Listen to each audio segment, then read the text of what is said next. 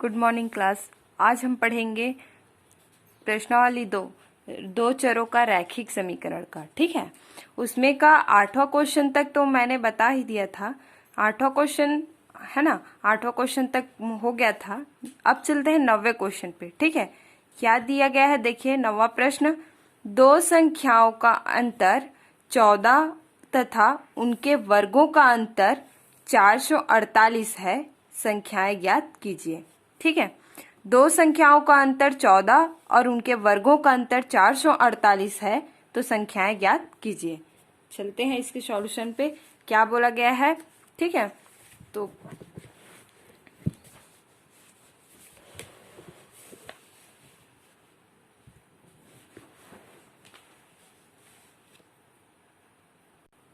देखिए, दो संख्याओं का अंतर 14 है ना, तो माना कि हम दो संख्या x और y मान लेते हैं। ठीक है, माना कि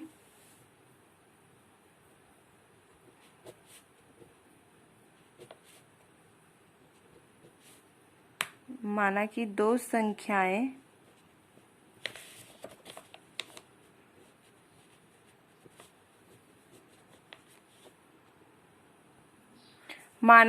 संख्याएं x व y है। ठीक है, मान के चलते हैं, दो संख्या ले लिए x और y।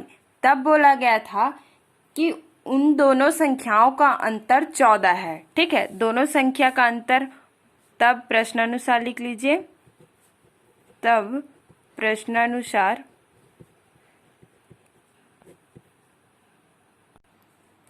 तो देखिए, तब प्रश्नानुसार लिख लिए, दोनों का अंतर क्या क्या दिया गया है, 14। तब हम लिख सकते हैं कि x minus y equal to 14। इसको ले लेते हैं पहला समीकरण। ठीक है, और ले लेंगे, और बोला गया है तथा उनके वर्गों का अंतर 448 है। ठीक है, तो वर्गों का अंतर मतलब x का वर्ग माइनस y का वर्ग। ठीक है, तो लिखेंगे x का वर्ग माइनस y का वर्ग इक्वल टू कितना, 448। ठीक है, इसको ले लेंगे दूसरा समीकरण। अब समीकरण 1 और 2 को हल करके हम क्या निकालेंगे, वो संख्याएं ज्ञात कीजिए। दैट मीन्स x और y का मान निकालेंगे। ठीक है, तो चलते हैं समीकरण 1 और 2 को। तो देखिए, यहाँ पे हम क्या कर सकते हैं, ये जो दूसरा समीकरण है उसको हम किस फॉर्म में लिख सकते हैं, देखिएगा। फॉर्मूला आपका होता है a का वर्ग माइनस b का वर्ग को हम लिख सकते हैं पहले कोष्टक में a प्लस बी और दूसरे कोष्टक में a माइनस बी। ठीक है, तो इस फॉर्मूले का यूज करेंगे। यहाँ पे जो दिया गया है x square minus y square, उसको हम इस फॉर्म में कन्वर्ट कर लेंगे। ठीक है, तो समीकरण 2 से लिख लीजिएगा। समीकरण 2 से क्या लिख सकते हैं, देखिए, इसको लिख सकते हैं a माइनस बी अर्थात x, हाँ, a प्लस बी और a माइनस बी अर्थात x प्लस y और x माइनस y। देखिए, समीकरण 2 से हम लिख सकते हैं x square minus y square को हम लिख सकते हैं x प्लस वाई और दूसरे ब्रैकेट में x minus y equal to 448। इसको मान लीजिए समीकरण 3। अब देखिए, हमारे पास समीकरण 1 में देखिएगा क्या दिया गया है, x माइनस वाई की वैल्यू है ना, x माइनस वाई की वैल्यू दी गई है। तो इस x माइनस वाई की वैल्यू को हम इस तीसरे समीकरण में रखेंगे। ठीक है, तब हमें क्या मिल जाएगा, x प्लस वाई का मान मिल जाएगा। तो चलिए देखते हैं, समीकरण 3 में x माइनस वाई का मान रखने पर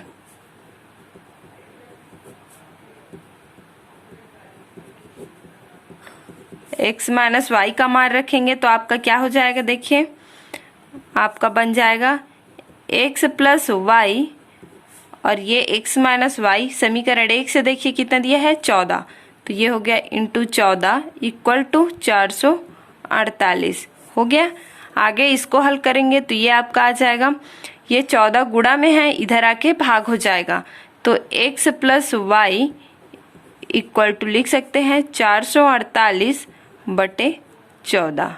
ठीक है, और इसको सॉल्व करेंगे तो ये मिल जाएगा x plus y equal to 14 को 448 को 14 से भाग देंगे, कितना आएगा देखिए,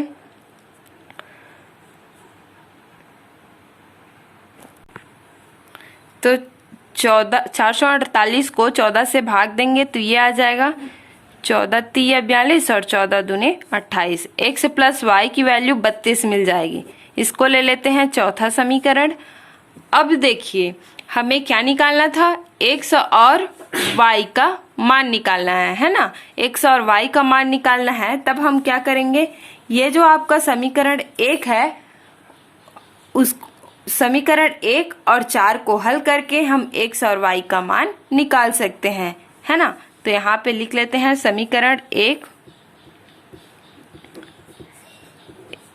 व 4 को क्या करने पर देखिए x माइनस वाई है और यहाँ पे x प्लस वाई है, तो कौन सी विधि का यूज करेंगे, यहाँ पे हम विलोपन विधि का यूज करके या तो घटा देंगे या फिर जोड़ देंगे। ठीक है, घटाएंगे तो आपका क्या आ जाएगा, x वाला टर्म कैंसिल हो जाएगा, y का मान मिलेगा, और जोड़ेंगे तो आपका y वाला टर्म कैंसिल घट जाएगा और x का मान मिलेगा। ठीक है, तो कुछ भी कर सकते हैं। तो मैं यहाँ पे जोड़ रही हूँ ना, समीकरण 1 व 4 को जोड़ने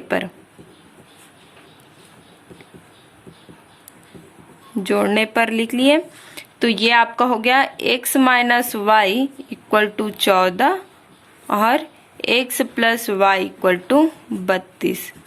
ठीक है, जोड़ देंगे, आपका क्या आ जाएगा देखिए, प्लस करेंगे तो y वाला टर्म कैंसिल हो जाएगा। ठीक है, और ये आ गया आपका 2x इक्वल टू 32 और 14 जोड़ेंगे तो क्या आ जाएगा, 4 2 6 और ये 46।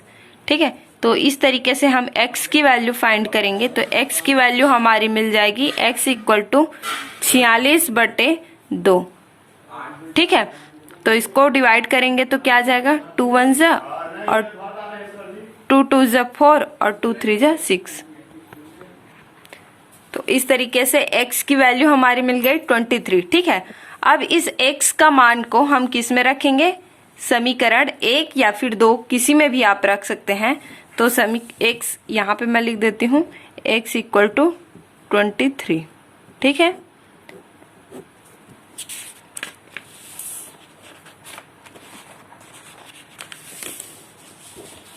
x का मान हम रख देते हैं समीकरण 1 में। ठीक है, तो यहाँ पे लिख लीजिएगा x का मान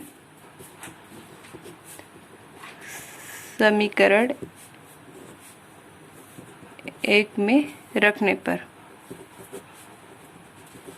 क्या था आपका समीकरण 1, x minus y equal to 14। तो x की वैल्यू कितना मिल गया, 23 माइनस वाई इक्वल टू 14। तो यहाँ से हम y का मान निकाल लेंगे तो y को पक्षांतर कर देंगे, y इधर आके आपका प्लस में हो जाएगा। ठीक है, और 14 को इधर, तो आपका आ गया 23 माइनस 14 इक्वल टू वाई, अर्थात 23 में 14 घटाएंगे तो आपका क्या मिल जाएगा देखिए,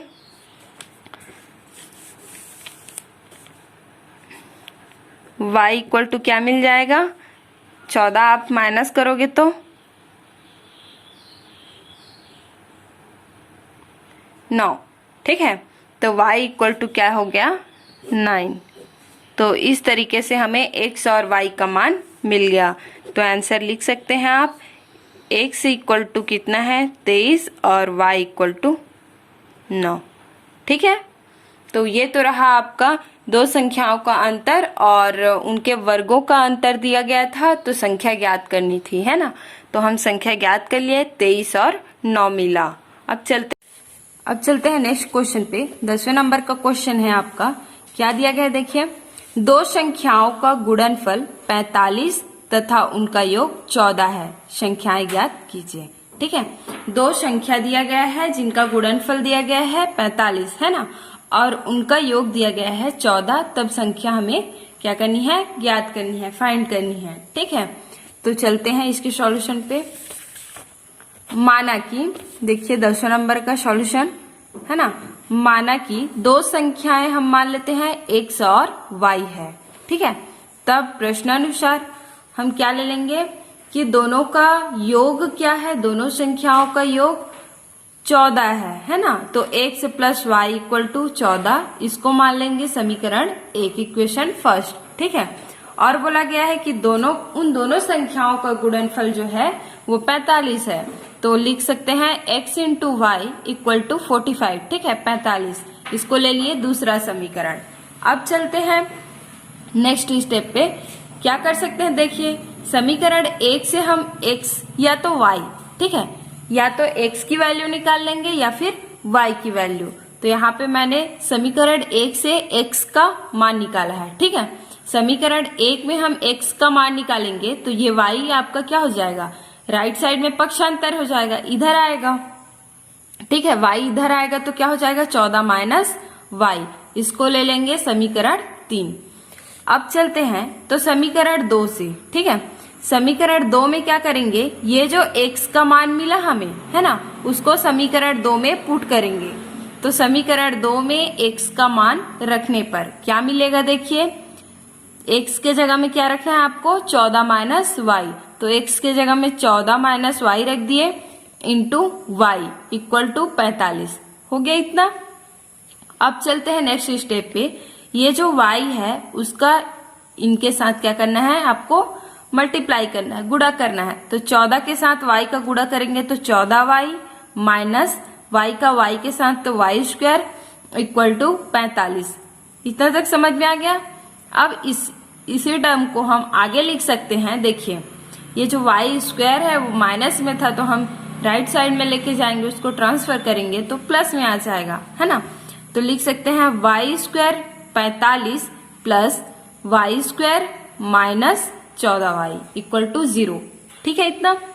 अब देखिए यही लिखा है ना वहां पे, ये जो लिखा था उसको मैंने यहाँ पे फिर से लिख दिया। तो y square minus 14y plus 45 equals to 0। अब ये जो 14y है उसको ऐसे दो भाग में बांटना है, ऐसे दो संख्याओं में बांटना है कि उन दोनों का गुणनफल 45y स्क्वायर आए, इन दोनों के गुणनफल के बराबर, पहला और तीसरा पद के, और जोड़े या घटाएं तो माइनस 14y आए, ठीक है। तो -9 और -5 करेंगे तो जोड़ेंगे तो -14y आएगा और गुणा करेंगे तो 45 आएगा, ठीक है। तो यहां से आपका मिल गया y square minus 9y minus 5y plus 45 equal to 0। इतना को ये जो है इतना को हम क्या कर सकते हैं, इस फॉर्म में लिख सकते हैं, ठीक है। अब ये जो वाई स्क्वायर है, ठीक है, यहाँ से हम क्या करेंगे, y कॉमन निकालेंगे, इन दोनों पद में y कॉमन निकल जाएगा तो आपका बच जाएगा y माइनस 9, और यहाँ से आपका -5 कॉमन निकाल लेंगे इन दोनों पद में तो बच जाएगा y माइनस 9 इक्वल्स टू 0। अब इसको लिख सकते हैं हम पहले ब्रैकेट में y माइनस 5, दूसरे ब्रैकेट में y माइनस 9 इक्वल्स टू 0, ठीक है। y माइनस 5 और y माइनस 9 इक्वल्स टू 0।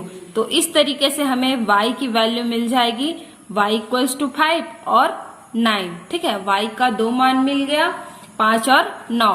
तो इस y के मान के संगत हमें x की भी दो वैल्यू मिलेगी, ठीक है। तो इस तरीके से हमने y का वैल्यू जो निकाला उसको हम क्या करेंगे, ये जो थर्ड समीकरण है उसमें थर्ड इक्वेशन में पुट कर देंगे y की वैल्यू को, फिर हमें क्या मिल जाएगा, इन वैल्यू के संगत x की वैल्यू मिल जाएगी, ठीक है। तो यहाँ पे y का भी दो मान है तो x का भी दो मान मिलेगा, है ना। तो अब चलते हैं y का मान समीकरण 3 में रखने पर, ठीक है। ध्यान दीजिए समीकरण 3 क्या है आपका, x equal to 14 minus y, तो उसमें रखेंगे तो देखिए पहला y इक्वल टू 5 रखेंगे, ठीक है, तब x का क्या मान मिलेगा, देखिए x equal to 14 minus y की जगह में क्या रखना है आपको 5, ठीक है। तो 14 माइनस 5 करेंगे तो x का कितना मान मिल गया, 14 में 5 घटाएंगे तो 9। तो इस तरीके से हमें x का वैल्यू क्या मिल गया, 9। अब चलते हैं y की वैल्यू क्या रखेंगे, 9 रखेंगे, किसमें, समीकरण 3 में।